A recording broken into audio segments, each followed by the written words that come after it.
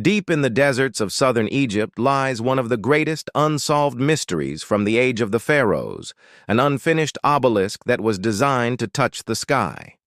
Over 30 meters tall and weighing about 1,200 tons, it's the largest such monument ever discovered, and also one of the biggest building projects ever attempted in all of ancient history.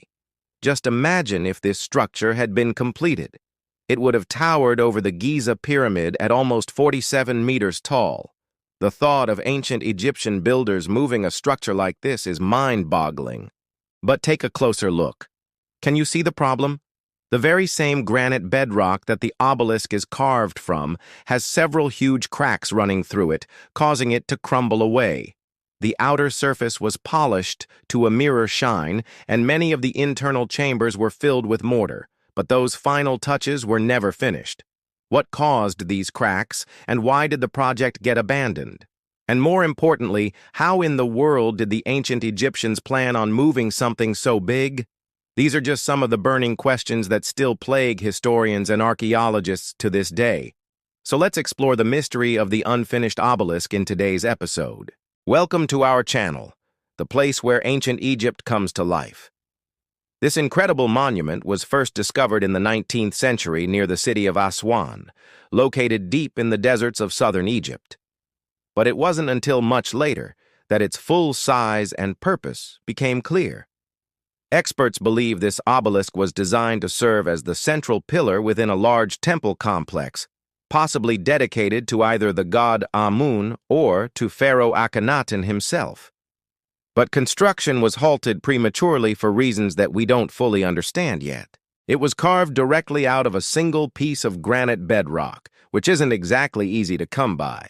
Granite is one of the hardest rocks on Earth, only second to diamond on the Mohs hardness scale. It's so durable that it can withstand even the mightiest hammer blows. Cutting and shaping granite would have been extremely difficult, but the end result was a building material that could last thousands of years.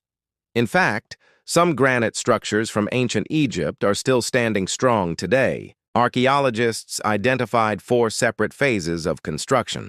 The first 3 left us with the remaining base, and the 4th phase is the section that was never finished. There are also other nearby unfinished pillars, and a series of ramps built into the bedrock, likely used to transport the stone blocks up to the 4th phase. But here's the thing. Ancient Egyptian builders weren't stupid. They knew that the rock was riddled with cracks and that it could cause the entire structure to crumble. So why did they continue construction anyway? The first phase of construction was about 14 meters deep, but they soon hit a seam of quartz that ran horizontally through the bedrock.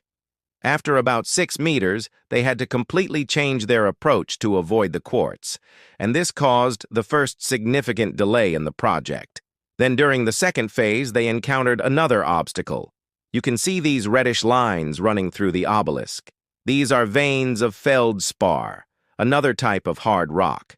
Both quartz and feldspar are minerals, and sometimes when they're mixed together in granite, they can make the stone brittle and more prone to fracturing. To make matters worse, a natural fault line runs right along the north side of the obelisk. These are all things that should have been identified before construction began, but there's evidence that planning was changed multiple times throughout the project. For example, the top 2 sides of the obelisk originally faced east and west, but then the whole structure was rotated 45 degrees to its current position. They may have done this because they noticed these structural problems early on and tried to work around them. But unfortunately, it made the situation much worse. Now, instead of having only the north side under constant stress, they shifted the potential points of failure to the east and west sides. This is also when they started to add internal wooden supports called trestle blocks to keep everything stable. There are also several layers of fill material between the bedrock and the obelisk itself, suggesting that the builders were trying to build up the foundation as much as possible, but the damage was already done. In the third phase, the stone split along the fault line, and that caused the final abandonment of the project. There are no records explaining why the obelisk was never finished, but we can make a pretty good guess based on the evidence. Building something this tall was always going to be risky. especially when it came to transporting the stone blocks. But the final nail in the coffin was probably the discovery of the New Kingdom. When Tutankhamun died and his tomb was discovered in the Valley of the Kings, it sparked a golden age of Egyptology. Archaeologists uncovered countless artifacts, tombs, and hidden treasures. More discoveries came from Egypt in just the next few decades than in the previous 150 years combined.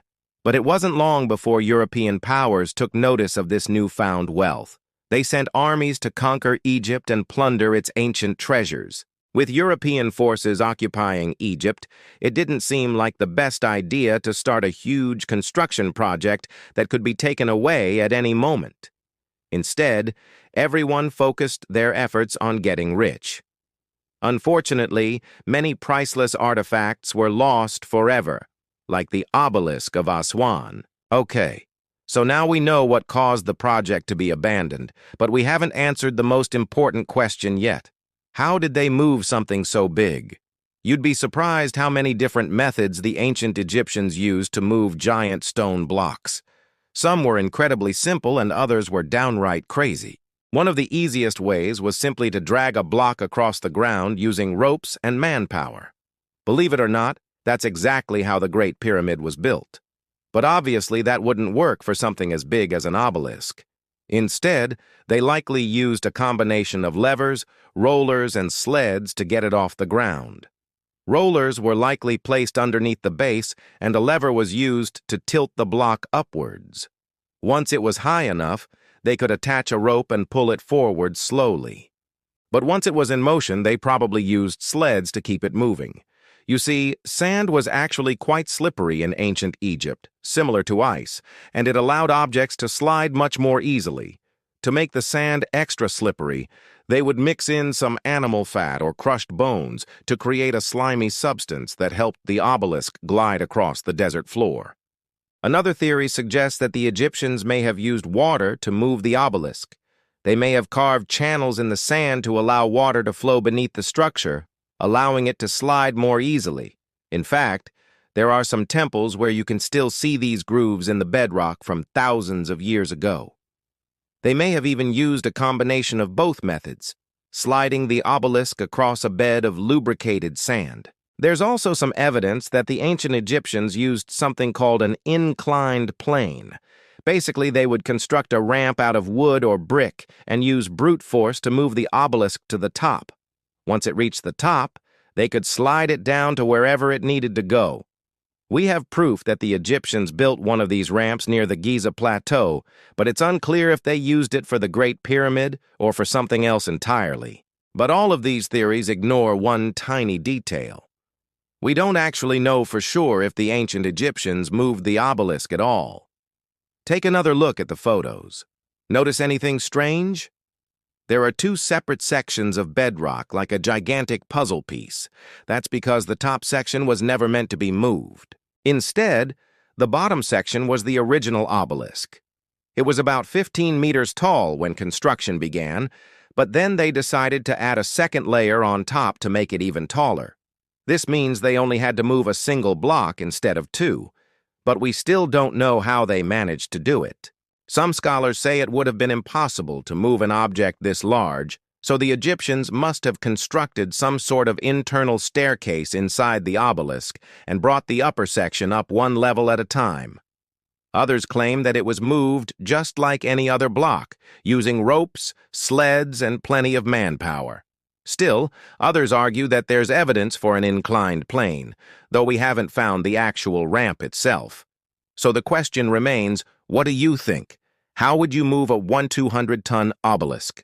Let us know in the comments below. While it's true that the ancient Egyptians are best known for their pyramids and obelisks, the reality is that they accomplished so much more than we've given them credit for. They were master engineers and architects who understood mathematics and astronomy better than most people today. And they left us countless gifts from the past to help us learn about their incredible civilization. Thanks for watching. Don't forget to subscribe and join our community of ancient enthusiasts. Also, be sure to check out our other videos, which bring ancient Egypt to life like never before. Thanks for watching.